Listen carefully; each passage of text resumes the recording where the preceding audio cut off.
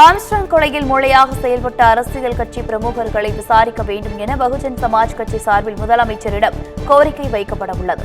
மறைந்த பகுஜன் சமாஜ் கட்சியின் முன்னாள் மாநில தலைவர் ஆம்ஸ்ட்ராங் கொலை வழக்கில் பல்வேறு கட்சிகளின் முக்கிய பிரமுகர்கள் கைது செய்யப்பட்டு அவர்களிடம் விசாரணை மேற்கொள்ளப்பட்டு வருகிறது. இந்த நிலையில் கொலையில் தொடர்புடைய அரசியல் கட்சி பிரமுகர்கள் அனைவரையும் விசாரணைக்கு உட்படுத்த சட்ட நடவடிக்கை எடுக்க முதலமைச்சரிடம் கோரிக்கை வைக்க பகுஜன் சமாஜ் கட்சி சார்பில் முடிவு செய்யப்பட்டுள்ளது. இது தொடர்பாக முதலமைச்சரை சந்தித்து கோரிக்கை வைக்க தனி செயலாளருக்கு கடிதம் அனுப்பப்பட்டுள்ளது. சேலம் மாவட்டம் இளம்பிள்ளை அருகே பட்டப்பகலில் ஜவுளி கடைக்குள் புகுந்து உரிமையாளரை அரிவாளால் வெட்டிய இளைஞரை போலீசார் தீவிரமாக தேடி வருகின்றனர்.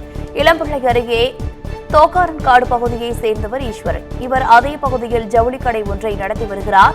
இந்த நிலையில் ஜவுளி கடைக்குள் புகுந்த இளைஞர் ஒருவர் ஈஸ்வரனை அரிவாளால் சரமாரியாக வெட்டிவிட்டு தப்பி சென்றுள்ளார்.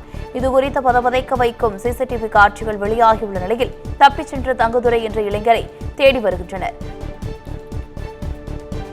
காஞ்சிபுரத்தில் 640 கோடியில் கண்ணாடி பொருட்கள் உற்பத்தி தொழிற்சாலை அமைக்கப்பட உள்ளது.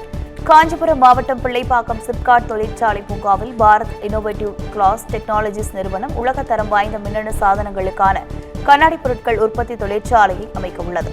இந்த தொழிற்சாலையில் நவீன முறையில் முன்கவர் கண்ணாடி தயாரித்து இந்தியாவில் உள்ள பேனல் தயாரிப்பாளர்கள் மற்றும் கைபேசி உற்பத்தியாளர்களுக்கு வழங்க அந்நிறுவனம் திட்டமிட்டுள்ளது.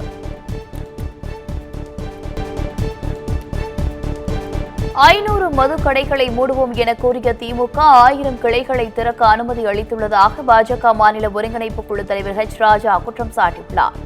கோவை மாவட்டம் காந்திபுரம் பகுதியில் உள்ள பாஜக அலுவலகத்தில் செய்தியாளர்களிடம் பேசிய அவர், பீகாரை போன்று தமிழகத்திற்கு பூரண மதுவிலக்கு அமல்படுத்தினால் சாத்தியம்தான் என்றார். டாஸ்மாக் விற்பனை ஊக்குவிக்கும் இயக்கமாக செயல்படுத்தி வரும் திமுகவில் போதை அணி உருவாகலாம் என்று H. ராஜா விமர்சனம் செய்துள்ளார். அப்போ உள்ளே கூப்பிட்டாரா உட்கார வச்சாரா அதுக்கெல்லாம் நான் போக விரும்பலை. என்ன அதெல்லாம் உங்கள் டொமைன், உங்கள் ரைட்டுக்கு விட்டுடுறேன். ஆனால் திட்டவட்டமாக சொல்லணுமா வேண்டாமா? Yes, from tomorrow TASMAC shops இருக்காது. ஏன் டிமாண்டு பண்ண மாட்டேங்கிறார்? பின்ன அந்த மாநாடே அக்டோபர் 2 மாநாடே மக்களை ஏமாற்ற, யாரெல்லாம் மது வேண்டான்னு நினைக்கிறாங்க, டாஸ்மாக் மூடன்னு நினைக்கிறாங்களோ அந்த மக்களை ஏமாற்றுகின்ற ஒரு செயல் அது. நேற்றுக்கு போய் பார்த்துருக்கீங்க. உடனே இன்றைக்கி மாநில அரசாங்கம் என்ன சொல்லுது, நாங்கள் 500 கடை மூடியிருக்கோன்னு. 1000 கிளப்பு திறந்துருக்கீங்க.